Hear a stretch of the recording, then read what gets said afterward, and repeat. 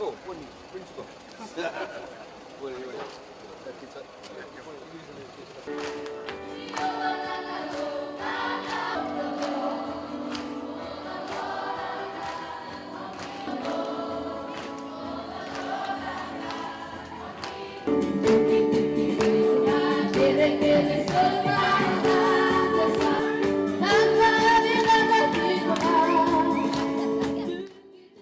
Ladies and gentlemen, I do not intend to make a very long speech, but I'd like to, of course, before I say a few words, acknowledge the board and the management of the school, the various people behind the day-to-day management of the school, the head teacher, of course, all the teachers, the parents, and all the students who are here this morning with us.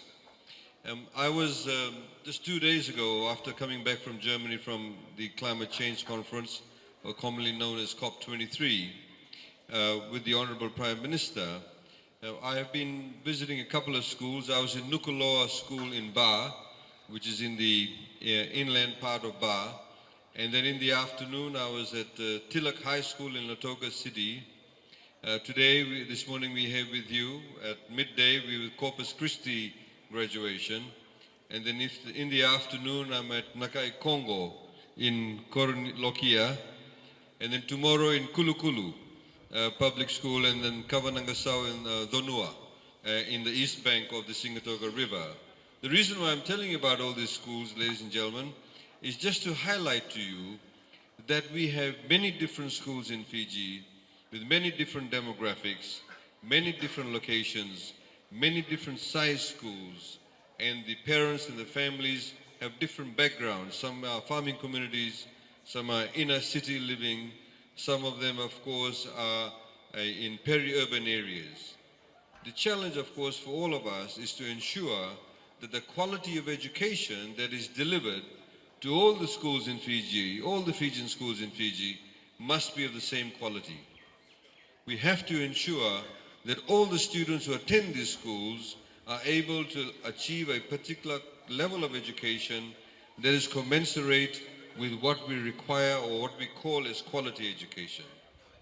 Now, one thing is for sure, a government, of course, cannot do it alone. It requires the assistance of our wider community. Indeed, many schools in Fiji have been set up by faith-based organizations, have been set up by various committees, various communities, and that has only led to today over 200,000 Fijian students being in schools. Approximately 220 to 240,000 students are currently in our schools today. Today, 69.4% of the entire Fijian population is below the age of 40. So those of you who, like me, are over the age of 40, you are in the minority. The people who are below the age of 40 are in the majority, which means we have a very young population. It means we all have to work together to ensure that we get them all educated well. They have access to education, they have access to information, they have access to quality education, because it is the young people of Fiji who will drive our economic reform. It is the young people of Fiji who will ensure what kind of country Fiji would be in 10 years' time. Because these young students who are getting the prizes today, those of them who are in class 8, very soon, within a blink of an eye, they'll be in leadership positions. Now, I don't necessarily mean political leadership. Some of them may be in politics. Some of them may be in businesses, in their churches, in their communities, in their homes. Wherever they work, they will all be the people who will be driving the energy of this country. This is why, a few years ago, under the leadership of our Prime Minister, we decided to make education free. Today, no student has to pay school fees in any school anywhere in Fiji. All those schools that come under what we call public schools. And this is very, very important, because we've now seen the rate of school attendance increase. We've now seen the rate of school dropouts decrease. The recent survey shows that before we used to have a huge level of dropout from schools. Now that dropout has decreased, and indeed those people who are now attending school are saying the reason why they can do that is because they and their family members no longer have that financial burden. So we all need to understand that we all need to work together. But I want to make a specific mention, as I've said earlier on, to all the various faith-based organizations, the school committees, the Parents Association, who spend a lot of their time out of their normal day-to-day working life and spend hours managing schools, spend hours attending meetings and planning things, as your manager earlier on highlighted. They all do it for free. They don't get paid for it. So why don't we all put our hands together for all these wonderful school committees and school management boards to dedicate their time. And I have to tell the parents, without them, your children probably won't be attending good schools. I have to also say, ladies and gentlemen, that we will continue to work together with all these different organizations. As I was sitting here, I was looking at all the various values that you've got written around your school. And I've gone to other schools also, they have these values that are put around the school. Some of them are of course different to yours, some of them are very similar. But my message to all the students, including the parents, is this. It's one thing to put them up on the wall, it's one thing to put it up on the poster, on a banner, but it's another thing to actually put it into practical application, practical use. We can say, there's a word there, it says kindness. It's one thing to say about kindness, but how do we actually practice it in our day-to-day life? Do we show kindness to every single person that we meet in the street? Are we kind to the bus driver? Are we kind to the person we're buying cassava from? Are we kind to the child who may be annoying you, but the manner in which you try and talk to them, are we being kind to them or not? These are very simple things, but it's very, very important. If we are able to have a practical application to all these values, then of course we ourselves, spiritually, morally, ethically, will improve as individuals, but we will also improve as a community and as a nation. It is very, very critical for us to understand that. I can give you many examples where people's sense of what is a good value system is restricted by the prejudices. I should not only be kind to somebody just because they look like me, or just because they are of the same faith as me, or just because they live in the same street as me, or just because they come from the same province as me. No.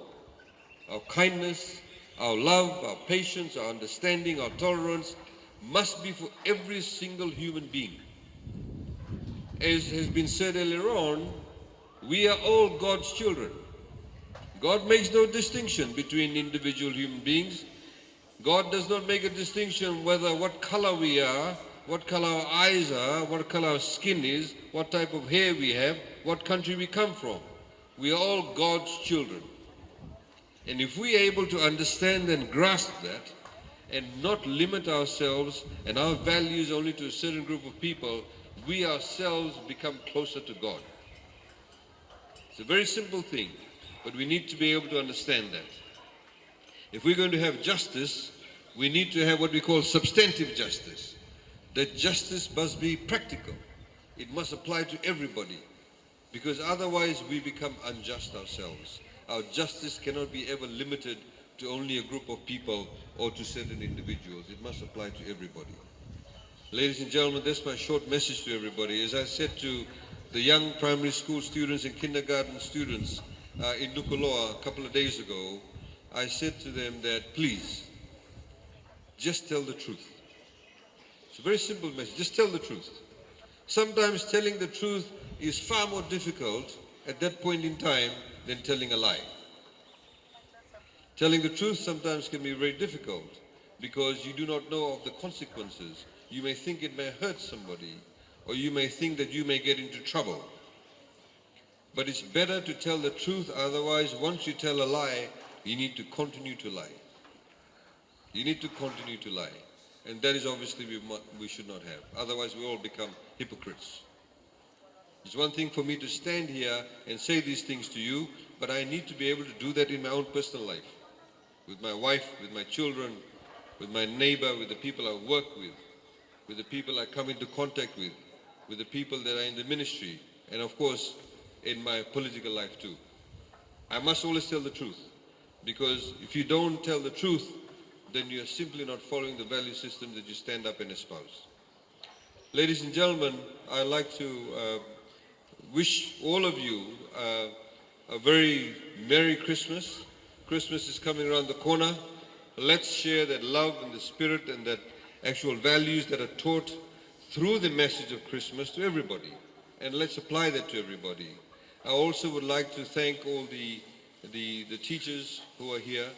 The teachers, of course, as the parents would know, majority of the day is spent, your child's time is spent with the teachers. And your teachers have a major influence on the lives of your children. So we must also respect teachers. We must also ensure that the teachers are given the right tools to be able to teach your children well and to be able to ensure that they have the right value systems. Let's put our hands together for all the teachers, ladies and gentlemen.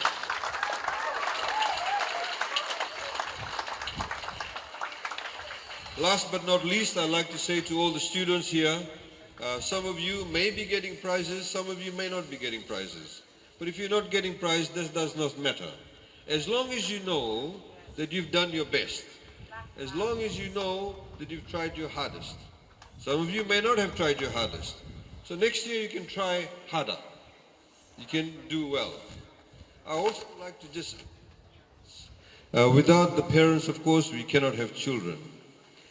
But of course, ladies and gentlemen, I'd like to also urge the parents to ensure, please, provide the right learning environment for your child or your children.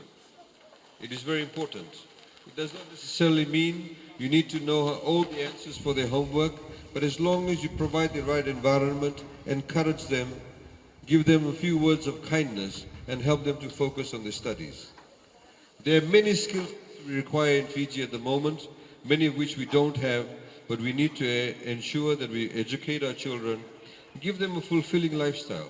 Not every single child can become a doctor or an engineer or various other professions generally people look up to. We need a lot of farmers in Fiji. We need good science students. This is why the scholarships we give at the moment, nearly 70 to 80% of all the full scholarships we give are in the science areas. We need marine biologists. We need town planners. We need land surveyors. We need speech therapists. As I keep on saying, we do not have a single speech therapist in Fiji, a full-time one. We need more people like that. If your child is born with a slight impediment at birth, if we make the intervention at the right time, they no longer will have that. And this is how we create what we call a product, and we have fulfilling lives for the individuals. So I'd like to thank the school management for the invitation. It gives me much pleasure to be here. And I'd like to wish everybody and